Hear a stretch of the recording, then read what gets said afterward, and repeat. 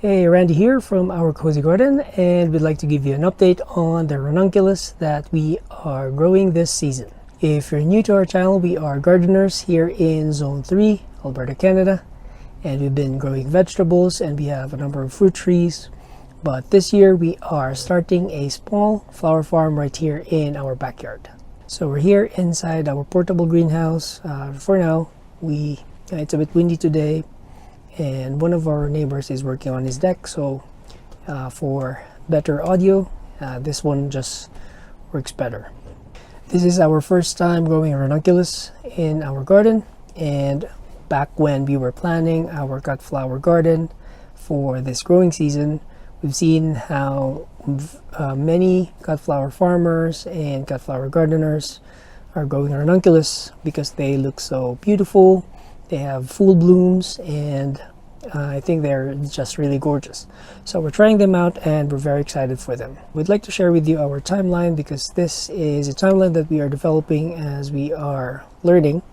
And May and I agreed that this year is all about learning how to grow these cut flowers, and especially that we are in Zone 3, which has a very short growing season. We'd have to know which dates and timings should we follow so that it will work for us. Since it is our first time growing them here, we are trying two methods. Method 1, these seedlings right here were pre-sprouted back in March 3rd, and they were pre-sprouted in our basement for 2 weeks with no light and with humidity dome. And 2 weeks after, that would be March 17th, we moved them into our 32 cell plug trays, and they were grown under grow lights for roughly about 3 weeks. And then come April 5, we hardened them inside here in our unheated greenhouse. So the first 8 days we were taking them in and out. We take them in at about 8 a.m. and then we put them back inside at about 3 p.m. just to make sure that they will adjust slowly to the new condition. And of course, when it gets too sunny in here inside the portable greenhouse, we roll this door open so that a cool breeze can come in, and so they don't cook inside when it's really hot in the middle of the day.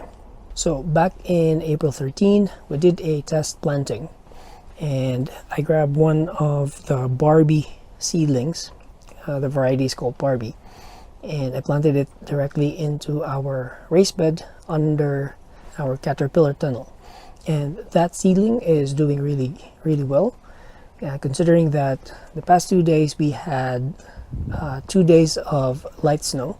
Everything is, well, most of it are melted now, but it did survive. I think the lowest overnight temperature for that one was -6. I took the risk and did not cover it with an extra frost cloth, but so far it's doing well. And then last April 14th, I started leaving them in here inside our portable unheated greenhouse overnight. And when the nights were really frosty with a -6, I covered them up with a frost blanket. Well, not a frost blanket, but really an old blanket that we have, just to help them out with the frost not sticking to their leaves. And I know there are some frost damage on the leaves, but generally they are doing really well. And I did that simply because when they are in trays, I would think that they are more in danger of frost damage compared to when they are in a raised bed or on the ground. Seedlings which are directly planted on the ground or in the raised bed are generally more protected from frost damage because there's more heat retained in the soil during the day. That heat is stored and usually would sustain them during the coldest part of the night. So that's our first method of starting our ranunculus. So for method 2, these were pre-sprouted back in March 25. We had 3 corms per variety, And again, they were placed in the basement with a humidity cover. And then last April 11, most of them have shown signs of growth. They were directly sown into our raised bed, where they have been growing ever since under our caterpillar tunnel.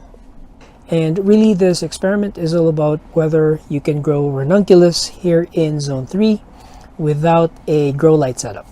And for our method 1, this requires grow lights because they were sown earlier and they need that few weeks to be grown under grow lights before being taken out. Whereas for method 2, they were just pre-sprouted for roughly 2.5 weeks indoors in darkness with a humidity cover. And this method did not require grow lights. So today is April 22 and we are transplanting our method 1 seedlings directly into our raised bed. And this is because our test subject was doing really well for 9 days in there under our caterpillar tunnel. So that's our next task.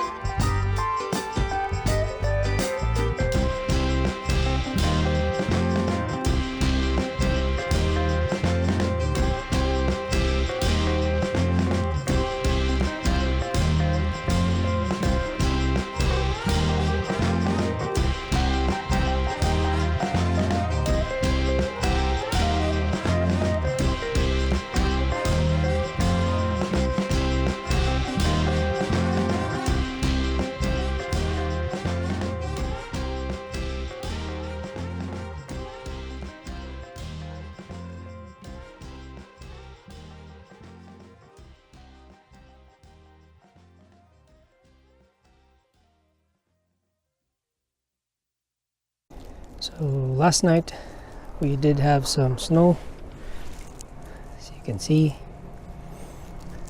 but our ranunculus are quite happy in there, cozy.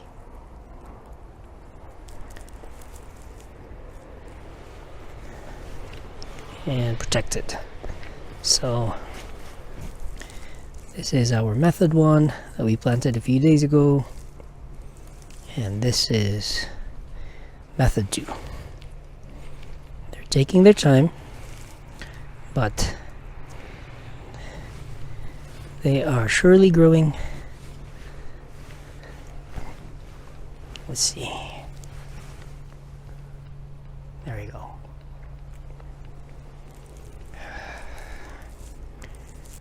And that's it for now. That's our growing ranunculus here in Zone 3 video update.